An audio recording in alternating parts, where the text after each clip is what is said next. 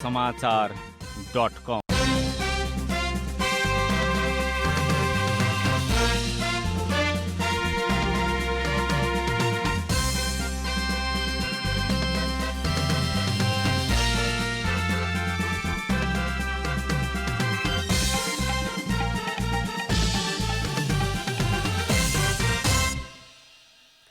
नमस्कार, म राधिका तामाङ। राति 8 बजेको जनता समाचारमा स्वागत छ। म मिलन बजगाई। सबैभन्दा पहिले प्रमुख समाचार। राष्ट्रिय परीक्षा बोर्डद्वारा एसईई को नतिजा प्रकाशित। 3.6 देखि 4 जीपीएसम्म ल्याउने विद्यार्थीको संख्या 9633।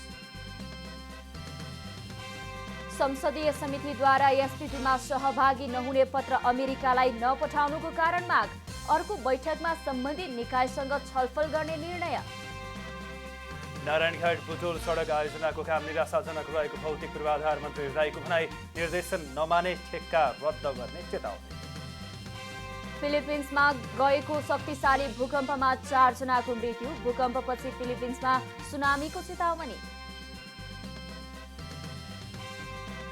र साफ अन्डर 20 च्याम्पियनसिप पुरुष फुटबलमा नेपाल र श्रीलङ्का बीचको खेल जारी। भारतलाई बङ्गलादेशले 2-1 गोल अन्तरले हरायो।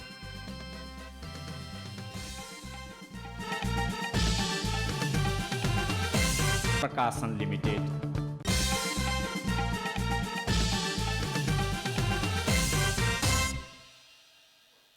अब पूरा समाचार।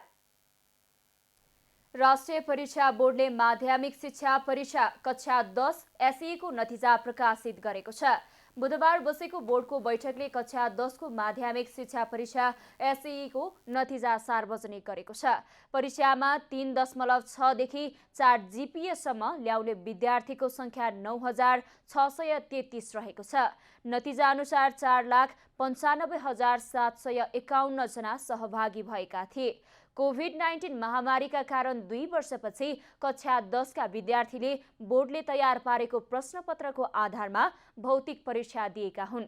शैक्षिक सत्र 2076 र 2077 मा आन्तरिक मूल्याङ्कनबाट नतिजा सार्वजनिक गरेको बोर्डले शैक्षिक 2078 को परीक्षा वैशाख 9 गतेदेखि 20 गतेसम्म सञ्चालन गरेको थियो।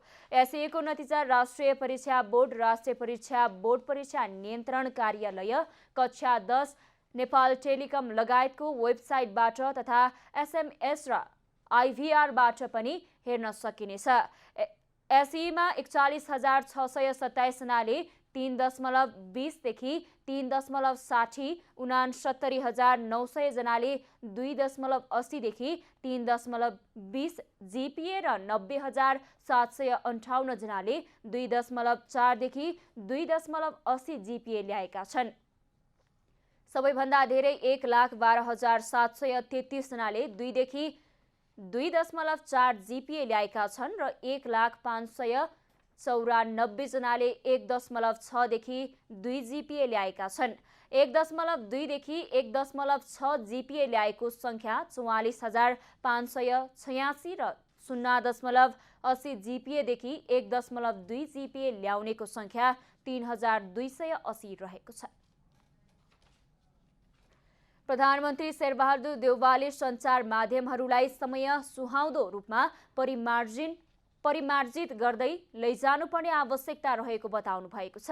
बुधबार काठमाडौँमा राष्ट्रिय समाचार समितिको नवनिर्मित कार्यालय भवनको उद्घाटन गर्दै प्रधानमन्त्री देउवाले यस्तो बताउनु भएको हो। उहाँले विश्वमा सूचना तथा प्रविधिको द्रुत गतिमा भइरहेको विकासलाई मध्यनजर गरेर सहज र आधुनिक माध्यमबाट नागरिकलाई सत्य तथ्य सूचना प्रकाशन गर्न सक्नुपर्ने बताउनुभयो। उहाँले सत्य तथ्य सूचना प्रसारण गर्न सके मात्र लोकतन्त्र संस्थागत हुने बताउनुभयो। प्रधानमन्त्री देउवाले नागरिकको सूचनाको हकलाई निश्चित गर्न सञ्चार माध्यमलाई थप सुस्त बनाउन आवश्यक रहेको उल्लेख गर्नुभयो। उहाँले नागरिक शिक्षित र सुसूचित भए मात्रै सरकार जिम्मेवार बन्न सक्ने बताउनुभयो। प्रधानमन्त्री देउवाले नागरिकलाई शिक्षित र सुसूचित गर्ने गरेर सञ्चार माध्यमहरूले सत्य तथ्य सूचना प्रसारण गर्न जरुरी रहेको उल्लेख गर्नुभयो। आधुनिक माध्यमबाट नागरिकले सत्य तथ्य सूचना प्रदान गर्न सके मात्रै लोकतन्त्र संस्थागत हुन्छ। यही मन्त्रको साथ गर्दै नागरिकको सूचनाको हकलाई निश्चित गर्न राष्ट्रले आफ्नो सेवालाई थप चुस्त र वृद्धिमय बनाउनु आफ्ना सबै जन।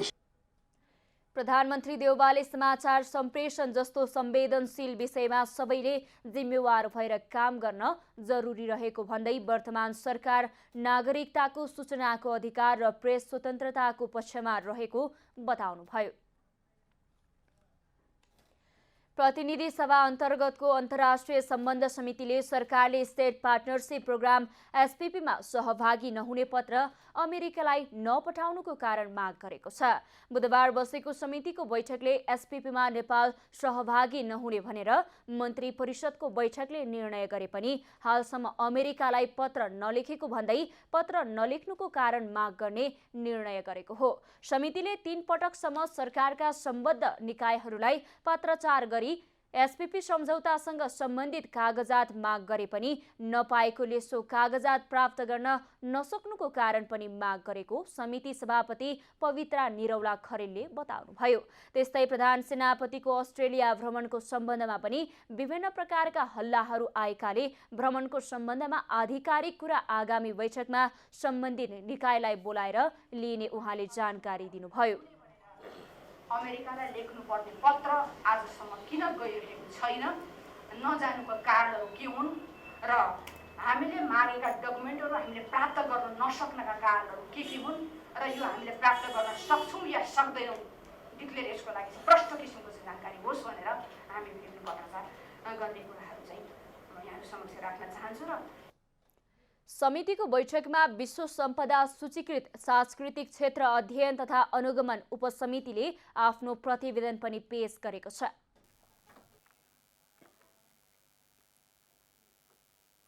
पूर्व प्रधानमन्त्री एवं नेकपा एकीकृत समाजवादीका अध्यक्ष माधव कुमार नेपालले सैन्य गठबन्धनमा सामेल हुने कुरा कल्पना पनि गर्न नहुने बताउनु भएको छ। बुधबार प्रतिनिधि सभा अन्तर्गतको अन्तर्राष्ट्रिय सम्बन्ध समितिको बैठकमा पूर्व प्रधानमन्त्री नेपाललाई कुनै पनि सैन्य गठबन्धनमा सामेल गराउने कुरा कल्पना पनि गर्नु नहुने बताउनुभयो। उहाँले नेपाललाई सैन्य गठबन्धनमा सामेल नगराउने राजनीतिक पार्टीहरूको अडान हुनुपर्ने र सरकार पनि सो अडानमा खुट्टा नकमाई अगाडि बढ्नुपर्ने बताउनुभयो। अध्यक्ष नेपालले परराष्ट्र नीति र राष्ट्रिय सुरक्षाको नीतिको मामिलामा राष्ट्रिय सहमति हुनुपर्ने बताउनुभयो। उहाँले नेपालले आर्थिक सहयोग लिँदा राष्ट्रिय हितमा आघात पुग्ने गरी अनुचित शर्त स्वीकार गर्नु पनि नहुने बताउनुभयो। नेपालको हितमाथि आघात पुग्ने किसिमका अनुचित शर्तहरू राखेर आर्थिक सहायता पनि आउँछन् भनेर मान्न हुँदैन भने सैन्य कुरासँग जोडिएको सुरक्षा कुरासँग जोडिएका कुराहरूमा कुनै गठबन्धनमा कुनै कसैको एलायन्समा लिएर जाने कुराको सन्दर्भमा त नेपालले सामेल हुने कुरा त कल्पना नगरे पनि हुन्छ। नेपालीहरूको यो अडान हो, नेपालका पार्टीहरूकोमा लाग्छ यही अडान हुनुपर्दछ र त्यो अडानमा चाहिँ अहिलेको सरकारले पनि खुट्टा नकमाइकन अगाडि बढ्नुपर्छ। पूर्व प्रधानमन्त्री नेपालले देशको रक्षाको निम्ति सबै एकताबद्ध भएर अगाडि बढ्नुपर्नेमा जोड दिनुभयो। नेकपा एमालेका सांसद डाक्टर भीम रावलले प्रधानमन्त्री शेरबहादुर देउबा एसपीपी सम्झौतामा उल्लेखित बुँदाहरू कार्यान्वयन गर्न लागि परेको आरोप लगाउनु भएको छ। बुधबार अन्तर्राष्ट्रिय सम्बन्ध समितिको बैठकमा बोल्दै सांसद रावलले प्रधानमन्त्री देउबाले पिस कर्पोरेसनको नाममा एसपीपी सम्झौतामा उल्लेखित बुँदाहरू नेपालमा कार्यान्वयन गर्न लागेको आरोप लगाउनु भएको हो। उहाँले प्रधानमन्त्री सो बुँदाहरू कार्यान्वयन गर्न लागि नपरेको भए एसपीपी कार्यान्वयन नगर्ने भनी मन्त्री परिषदले गरेको निर्णय अमेरिकालाई छिटो भन्दा छिटो पठाउन चुनौती समेत दिनुभयो। आग्रह गर्न चाहन्छु उहाँले पत्र पठाएर यसलाई झुटा साबित गर्नुहोस्। जति जति उहाँले यसमा ढिलो गर्दै हुनुहुन्छ त्यति यो कुरा सत्य हो भन्ने कुरा प्रमाणित हुन्छ। अझ अर्को पनि के सुन्नमा आएको छ भने आगामी संयुक्त राष्ट्रको महासभाका सिलसिलामा उहाँले अमेरिका भ्रमण गर्दा त्यो सबै कुरा गर्ने नै भन्ने पनि चर्चासँगै छ। उहाँले प्रधानमन्त्री देउबा नेपाललाई शक्ति राष्ट्रहरूको द्वन्द्वमा धकेल्न सक्रिय भएको आशंका पनि व्यक्त गर्नुभयो।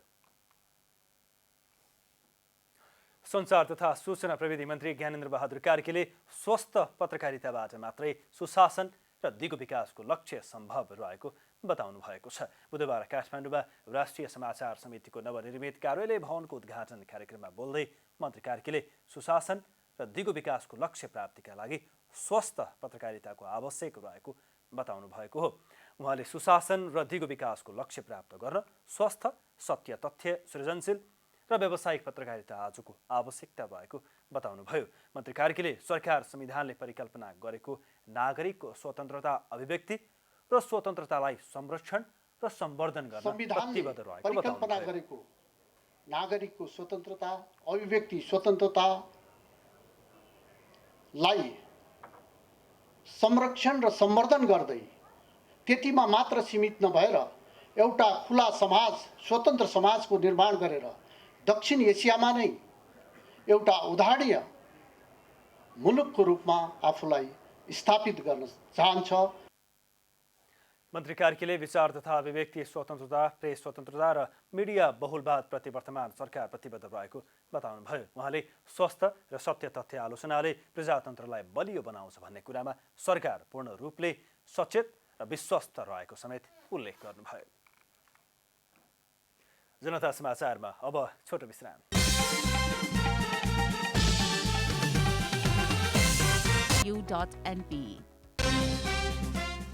राष्ट्रिय परीक्षा बोर्डद्वारा एसईको नतिजा प्रकाशित 3.6 देखि 4 जीपीए सम्म ल्याउने विद्यार्थीको संख्या 9633।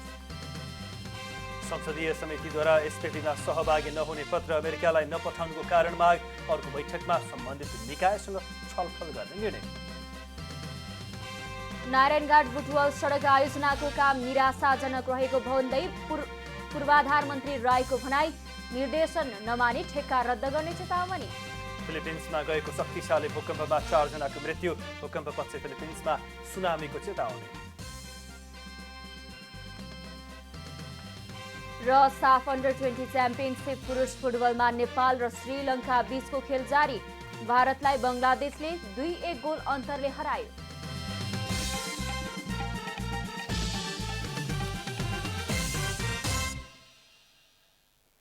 अब थप समाचार। भौतिक पूर्वाधार तथा यातायात मन्त्री मोहम्मद इस्तियाक राईले नारायणघाट बुटवल सडक आयोजनाको ठेक्का रद्द गर्ने चेतावनी दिनुभएको छ।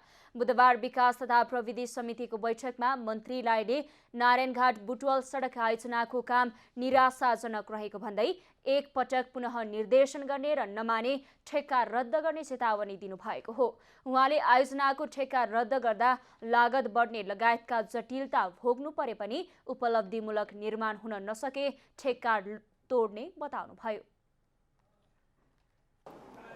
यो नारायणघाट र बुटवल सडक खण्डको विषय मैले हेर्दाखेरि माननीय सभापतिज्यू र सदस्यज्यूहरूको समितिले औल्याएको विषय, कामहरूमा पनि ग्रेडिङ नभएको, अनि थोरै चाहिँ त्रुटिहरू मैले त्यही लिखित रूपमा, रिटेन रूपमा त्यो ठेक्का चाहिँ सुरुवात नै हो, तोड्ने कि नतोड्ने भन्ने पत्राचार पनि रिटेनमा आयोजना प्रमुखले गरिसकेका छन्।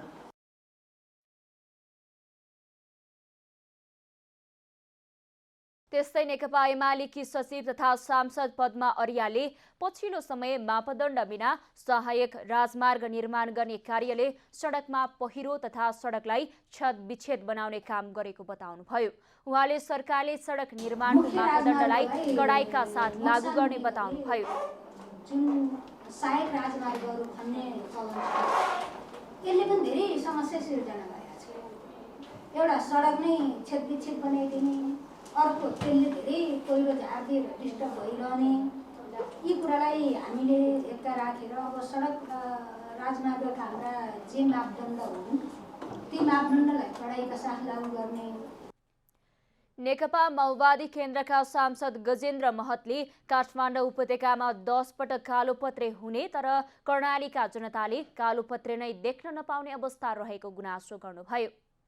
अनि यत्रो यहाँ 8-10 पटक पिच भयो, हामी देखाएको छौँ आफ्नो आँखाले। हामीले पिचै देख्न नपाइने हो त? त्यो कोठासिल आधा इन्चीको हिँडेर बस्ने हो त हामीले? अब जहाँसम्म यो हामीलाई सताउने यो पनि हो, यो पुरो यो बुटवल नारायणघाट सडक। अब यो मन्त्रीज्यू आफै आइहाल्नु भयो, उहाँको गृह जिल्ला त्यही पर्यावरण, उहाँले नै चासो राख्नु होला। 2 वर्षको अवधि हो, अहिले 2 वर्षको अवधि पनि गइसक्यो होला, 25% पनि काम भएको छैन। बैठकमा सांसदहरूले अहिले राज्यका 3वटै तह निर्देशन मात्रै दिने भएको भन्दै टिप्पणी गर्नुभयो। उद्योग वाणिज्य तथा आपूर्ति मन्त्री दिलेन्द्र प्रसाद बडुले जनकपुर चुरोट कारखाना सरकारले सञ्चालनमा ल्याउने तयारी गरेको बताउनु भएको छ। बुधबार उद्योग मन्त्री बडुले विगत लामो समयदेखि बन्द रहेको जनकपुर चुरोट कारखानाको निरीक्षणपछि सञ्चारकर्मीहरूसँग कुरा गर्दै यस्तो बताउनु भएको हो।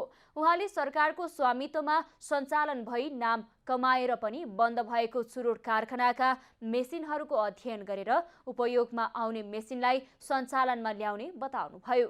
मन्त्री बडुले सरकारले राष्ट्रिय उत्पादन बढाउनको निम्ति भएका उद्योगहरूको क्षमता वृद्धि गर्ने, पूर्ण क्षमतामा चलाउने तथा उद्योग खोल्ने र रुग्ण उद्योग सञ्चालनमा ल्याउने आयोजना भएको बताउनुभयो।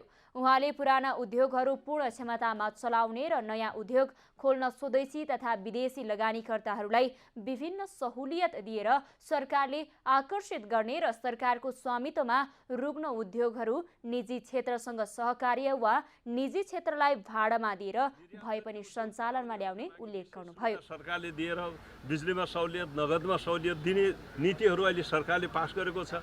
त्यसकारण उद्योगहरू पुनः चलाउने र निर्यातको अवस्थामा पुर्याउने, राम्रो गुणस्तरमा चलाउने हो भने मुलुकको व्यापार घाटा पनि कम गर्न सकिन्छ। त्यसकारणले सरकारले अहिले गरेको निर्णयलाई कार्यान्वयन गर्नका निमित्त पनि यो बन्द रहेका उद्योगहरूको अवस्था अहिले के छ त्यसलाई हेर्ने र यहाँका साथीहरूले के भन्छन् त्यो पनि सुन्ने हो। मन्त्री बडुले मुलुक आयातमुखी भइरहेको अवस्थामा राष्ट्रिय उत्पादन बढाउन जरुरी रहेको बताउनुभयो। उहाँले मुलुकको उत्पादन बढ्यो भने आयात कम गर्न सकिने दावी गर्नुभयो। मन्त्री बडुले अब निजी क्षेत्र र सरकार दुवैले निर्यातजन्य उद्योग स्थापना गर्नुपर्ने बताउनुभयो। तत्कालीन प्रधानमन्त्री केपी शर्मा ओली नेतृत्वको सरकारले गरेका विभिन्न संवैधानिक नियुक्ति विरुद्धका रिटमाथिको सुनवाई स्थगित भएको छ। रिटमा विपक्षी बनाएका संवैधानिक निकायका पदाधिकारीका कानुन व्यवसायीहरूले प्रश्न उठाएपछि सर्वोच्चको संवैधानिक इजलासले रिटमाथिको सुनवाई स्थगित गरेको हो। अख्तियार दुरुपयोग अनुसन्धान आयोगका प्रमुख आयुक्त सहित विभिन्न संवैधानिक आयोगका 52 जना पदाधिकारी नियुक्त गर्ने तत्कालीन सरकारको निर्णय विरुद्ध दायर रिटमा बुधबारको संवैधानिक इजलासमा सुनवाई हुने गरी पेशी तोकिएको थियो। कायम मुकायम प्रधान न्यायाधीश दीपक कुमार कार्की, हरिकृष्ण कार्की, विश्वम्भर प्रसाद श्रेष्ठ, ईश्वर प्रसाद खतिवडा र आनन्द मोहन भट्टराईको इजलासमा बुधबारदेखि अन्तिम सुनवाई सुरु हुने अपेक्षा गरिएको थियो। तर सुनवाईका क्रममा विपक्षी संवैधानिक पदाधिकारीका कानुन व्यवसायीहरूले संवैधानिक निकायलाई पनि विपक्षी बनाउनु पर्ने र उनीहरूबाट लिखित जवाफ आउनुपर्ने माग गरेपछि सुनवाई स्थगित भएको हो। तत्कालीन प्रधानमन्त्री केपी शर्मा ओली नेतृत्वको सरकारले संवैधानिक परिषद सम्बन्धी ऐन संशोधन गर्ने अध्यादेश ल्याएर विभिन्न संवैधानिक निकायका 52 वटा पदाधिकारीहरूको नियुक्ति गरेको थियो। संवैधानिक नियुक्ति विरुद्ध वरिष्ठ अधिवक्ता दिनेश त्रिपाठी, अधिवक्ता ओम प्रकाश अर्याल, कृतिनाथ शर्मा पौडेल, समृत खरेल सहितले रिट दायर गर्नुभएको थियो।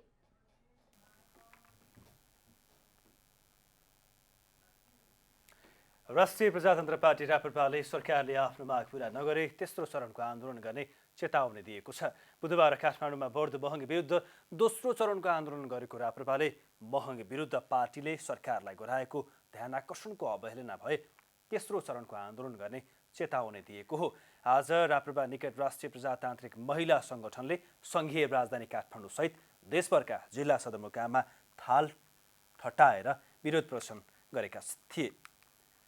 काठमाडौँको ब्रिकुटी मण्डप, ललितपुर, भक्तपुर लगायत मुख्य सहरमा पनि विरोध प्रदर्शन गरेको राप्रपाले जनाएको छ। विरोध प्रदर्शनपछि सञ्चारकर्मीहरूसँग बोल्दै राष्ट्रिय प्रजातान्त्रिक महिला सङ्गठनकी अध्यक्ष एवं राप्रपा नेत्री अञ्जना रावलले आफूहरूले सरकारलाई बढ्दो महँगीको बारेमा ध्यानाकर्षण गराइसकेको तर सरकारले कुनै चासो नदेखाएकोले शान्तिपूर्ण रूपमा दोस्रो चरणको आन्दोलन आजबाट सुरु गरेको बताउनुभयो। आज राष्ट्रिय प्रजातान्त्रिक महिला सङ्गठनको अगुवाईमा हामी सरकार विरुद्ध सरकारले जुन गरेको छ महँगी विरुद्धको आन्दोलनमा हामी सरकारलाई ध्यानाकर्षण गर्नको लागि थाल ठटाएर सडकमा आएका छौँ। हाम्रो यो दोस्रो चरणको आन्दोलन पनि सुनवाई भएन भने तेस्रो चरणको आन्दोलन हामी छिटै नै भदौको पहिलो हप्तातिर हाम्रो आन्दोलन परिचालन समितिका सदस्य पार्टीका उपाध्यक्ष बुद्धिमान तामाङज्यूले तय गर्नुहुनेछ। महँगीले नेपालीहरूको भान्सा महँगो भएको भन्दै जनता यस्तो अवस्थामा खान नसक्ने अवस्थामा पुगेकोले आन्दोलन गर्नु परेको उनीहरूको भनाइ छ। नारायणहिटी दरबार सङ्ग्रहालयमा तत्कालीन राजाहरूले प्रयोग गरेका थप 3वटा सवारी साधन सर्वसाधारणका लागि प्रदर्शनीमा राखिएको छ। बुधबार स्वर्गीय राजा त्रिभुवन र महेन्द्रले प्रयोग गर्नुभएका थप 3वटा सवारी साधन प्रदर्शनमा राखिएको हो। पुराना सवारी साधनको भौतिक मर्मत र रङरोदन गरेर सर्वसाधारणका लागि प्रदर्शनीमा ल्याइएको छ। प्रदर्शनीमा राखिएपछि सञ्चारकर्मीहरूसँग कुरा गर्दै संस्कृति पर्यटन तथा नागरिक उड्डयन मन्त्रालयका सचिव महेश्वर न्यौपानेले पूर्व राजपरिवारले प्रयोग गर्नुभएका सबै सामान व्यवस्थित रूपमा अवलोकनको लागि खुल्ला गर्ने नीतिअनुसार आज 3वटा सवारी साधन सर्वसाधारणका लागि प्रदर्शनीमा राखिएको बताउनुभयो। सबै सामानहरू चाहिँ व्यवस्थित रूपमा भिजिटर्सहरूको लागि ओपन गर्दै जाने र यो सङ्ग्रहालयलाई अझ व्यवस्थित गर्दै जाने हाम्रो नीति हो। त्यस अनुरूप बेला बखत हामीले पूर्व राजपरिवारले प्रयोग गरेका सामानहरूलाई डिस्प्लेमा थप्दै लगेका छौँ। नारायणहिटी दरबार सङ्ग्रहालयका सूचना अधिकृत बुद्धि गुरुङले फोर्ड क्यानेडियन कम्पनीद्वारा निर्मित स्वर्गीय राजा त्रिभुवनले प्रयोग गरेको सवारी साधन प्रदर्शनीमा राखिएको बताउनुभयो। उहाँले स्वर्गीय राजा महेन्द्रले प्रयोग गरेको सवारी साधन पनि प्रदर्शनीमा राखिएको जानकारी दिनुभयो। उहाँले राजाहरूले प्रयोग गरेका 40वटा सवारी साधन रहेको उल्लेख गर्दै आगामी दिनमा सबै सवारी साधनलाई प्रदर्शनीमा राखिने बताउनुभयो। राजा त्रिभुवनको पालोमा राजा त्रिभुवनले प्रयोग गरेको गाडी हो यो गाडी चाहिँ फोर्ड कम्पनीले निर्माण गरेको। फोर्ड कम्पनी पनि हाम्रो क्यानाडियन फोर्ड हो। यो त्रिभुवन राजाले चाहिँ यो उपत्यकामा शिकार खेल्दाखेरि पनि प्रयोग गर्नुभएको गाडी। यो गाडीहरू चाहिँ पहिला हामीले चाहिँ राजाले छोडेर गएपछि हाम्रो चाहिँ विशेष किसिमको एउटा ग्यारेज छ। आजबाट प्रदर्शनमा राखिएका 3वटा सवारी साधन स्वर्गीय राजा त्रिभुवन र स्वर्गीय राजा महेन्द्रले प्रयोग गर्नुभएका सवारी साधन हुन्।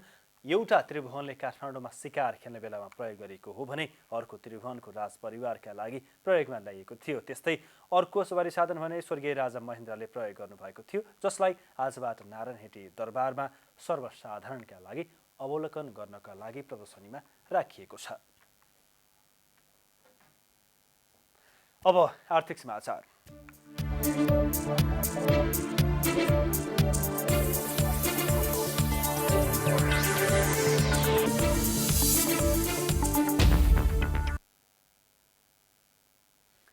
नेपाल धितोपत्र बोर्डले बिहिबार बोर्डको नीति तथा कार्यक्रम सार्वजनिक गर्ने भएको छ।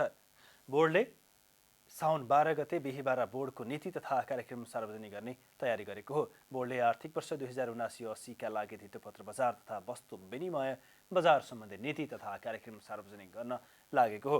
बोर्ड यसअघि नै सम्बन्धित सरकारवालाहरूसँग नीति कार्यक्रमको लागि सुझाव सङ्कलन गरिसकेको छ। सुझाव सङ्कलनको क्रममा सरकारवालाहरूले अनुमति प्राप्त विज्ञले मात्र शेयर बजार बारे बोल्न पाउने व्यवस्था गर्न धितोपत्र बोर्डलाई आग्रह गरेका थिए। नेपाल राष्ट्र बैंकले बैंकिङ प्रणालीको तरलता सहज बनाउनको लागि 30 अर्ब रुपियाँ पठाउन भएको छ। यो चालु आर्थिक वर्षको पहिलो रिपो हो। नेपाल राष्ट्र बैंकले चालु आर्थिक वर्षको मौद्रिक नीति मार्फत अन्तर्बैङ्क कारोबार दर नीतिगत दरभन्दा 2% धेरै बिन्दुले बढेको अवस्थामा रिपो जारी गर्ने व्यवस्था गरेको छ। हाल अन्तर्बैङ्क कारोबार दर 8.5% पुगेको छ। साउन 19 गते परिपक्व हुने उक्त रिपोमा वाणिज्य बैंक, विकास बैंक र वित्तीय संस्थाहरूले बिहिबार दिउँसो 3 बजेसम्म माग आवेदन कबोल गर्न सक्छन्। जनता समाचारमा अब छोटो विश्राम।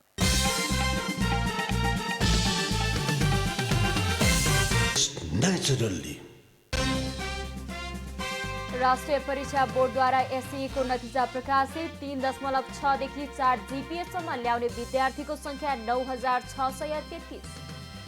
संसदीय समितिद्वारा एसपीपीमा सहभागी नहुने पत्र अमेरिकालाई नपठाउनुको कारण माग। अर्को बैठकमा सम्बन्धित निकायसँग छलफल गर्ने निर्णय। नारायणघाट बुटवल सडक आयोजनाको काम निराशाजनक रहेको भौतिक पूर्वाधार मन्त्री राईको भनाई, निर्देशन नमाने ठेक्का रद्द गर्ने चेतावनी। फिलिपिन्समा गएको शक्तिशाली भूकम्पमा 4 जनाको मृत्यु, भूकम्पपछि फिलिपिन्समा सुनामीको चेतावनी। र साफ अन्डर 20 च्याम्पियनसिप पुरुष फुटबलमा नेपाल र श्रीलङ्का बीचको खेल जारी, भारतलाई बङ्गलादेशले 2-1 गोल अन्तरले हरायो।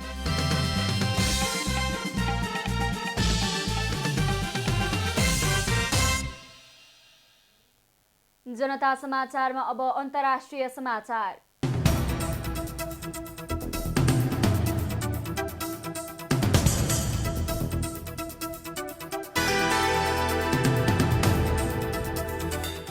पछिल्लो 24 घण्टामा भारतको पूर्वी राज्य बिहारका 8वटा जिल्लामा चट्याङ लागेर 20 जनाको मृत्यु भएको छ।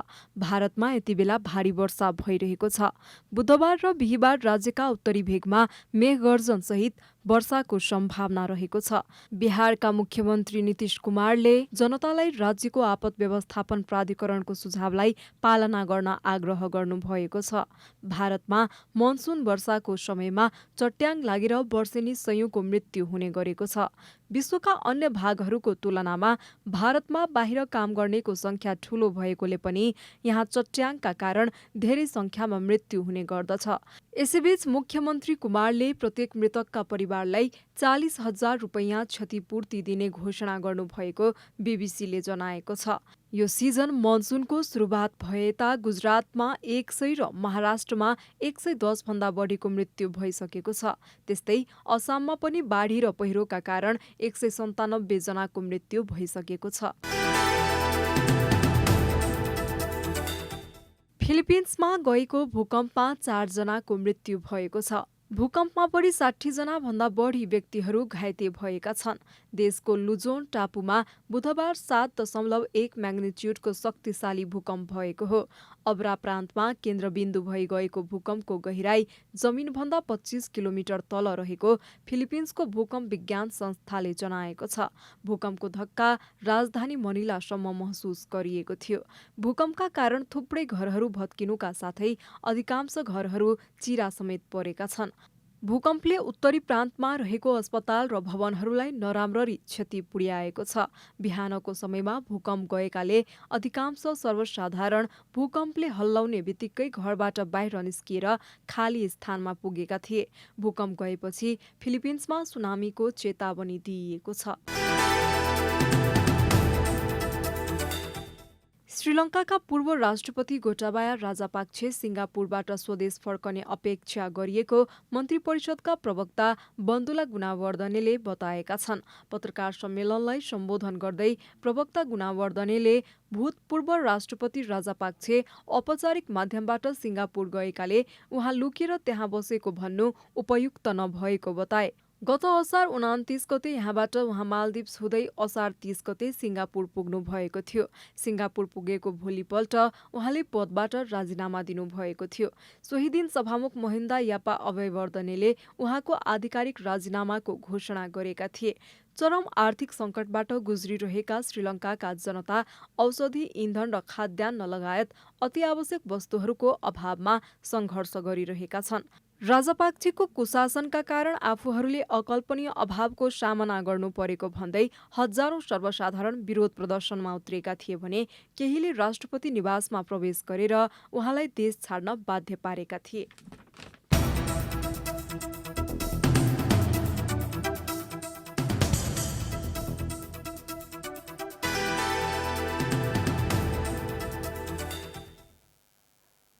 अब खेलकुद समाचार।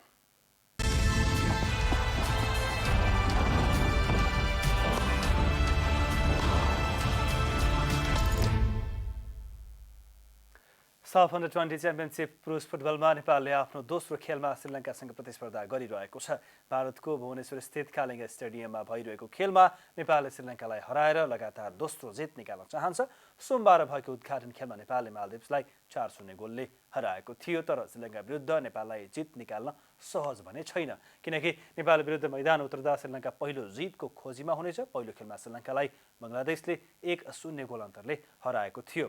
च्याम्पियनसिपमा आयोजक भारत र नेपालसँगै मालदिभ्स, श्रीलङ्का र बङ्गलादेशको सहभागिता रहेको छ। नेपालले श्रीलङ्कापछि तेस्रो खेलमा भारतसँग आगामी आइतबार र अन्तिम खेल बङ्गलादेशसँग आगामी मङ्गलबार प्रतिस्पर्धा गर्नेछ। शीर्ष 2 टोलीले उपाधिका लागि अर्को हप्ताको शुक्रबार प्रतिस्पर्धा गर्नेछन्। यसैगरी आज बङ्गलादेशले लगातार दोस्रो जित निकालेको छ। साबिक विजेता भारतलाई 2-1 गोल अन्तरले हराउँदै बङ्गलादेशले लगातार दोस्रो जित निकालेको हो। अन्त्यमा आजको डायरी। राष्ट्रिय परीक्षा बोर्डले माध्यमिक शिक्षा परीक्षा कक्षा 10 SEE को नतिजा प्रकाशित गरेको छ। बुधबार बसेको बोर्डको बैठकले कक्षा 10 को माध्यमिक शिक्षा परीक्षा SEE को नतिजा सार्वजनिक गरेको छ। परीक्षामा 3.6 देखि 4 GPA सम्म ल्याउने विद्यार्थीको संख्या 9633 रहेको छ। नतिजा अनुसार 4,95,751 जना सहभागी भएका थिए। तत्कालीन प्रधानमन्त्री केपी शर्मा ओली नेतृत्वको सरकारले गरेका विभिन्न 52 जना संवैधानिक निकायका पदाधिकारीको नियुक्ति विरुद्धको रिटमाथिको सुनवाई स्थगित भएको छ। रिटमा विपक्षी बनाइएका संवैधानिक निकायका पदाधिकारीका कानुन व्यवसायहरूले प्रश्न उठाएपछि सर्वोच्चको संवैधानिक इजलासले रिटमाथिको सुनवाई स्थगित गरेको हो। प्रधानमन्त्री शेरबहादुर देउवाले सञ्चार माध्यमहरूलाई समय सुहाउँदो रूपमा परिमार्जित गर्दै लैजानुपर्ने आवश्यकता रहेको बताउनु भएको छ। उहाँले विश्वमा सूचना तथा प्रविधिको द्रुत गतिमा भइरहेको विकासलाई मध्यनजर गरेर सहज र आधुनिक माध्यमबाट नागरिकलाई सत्य तथ्य सूचना प्रकाशन गर्न सक्नुपर्ने बताउनुभयो। राष्ट्रिय प्रजातन्त्र पार्टी राप्रपाले सरकारले आफ्नो माग पूरा नगरे तेस्रो चरणको आन्दोलन गर्ने चेतावनी दिएको छ। बुधबार काठमाडौँमा बढ्दो महँगी विरुद्ध दोस्रो चरणको आन्दोलन गरेको राप्रपाले महँगी विरुद्ध पार्टीले सरकारलाई गराएको ध्यानाकर्षणको अवहेलना भए तेस्रो चरणको आन्दोलन गर्ने चेतावनी दिएको हो। श्रीलङ्काका पूर्व राष्ट्रपति गोटाबाया राजपक्से सिङ्गापुरबाट स्वदेश फर्किने अपेक्षा गरिएको मन्त्रिपरिषदका प्रवक्ता बन्धुला गुणावर्धनाले बताएका छन्। पत्रकार सम्मेलनलाई सम्बोधन गर्दै प्रवक्ता गुणावर्धनाले भूतपूर्व राष्ट्रपति राजपक्से औपचारिक माध्यमबाट सिङ्गापुर गएकाले उहाँ लुकेर त्यहाँ बसेको भन्नु उपयुक्त नभएको बताएका छन्।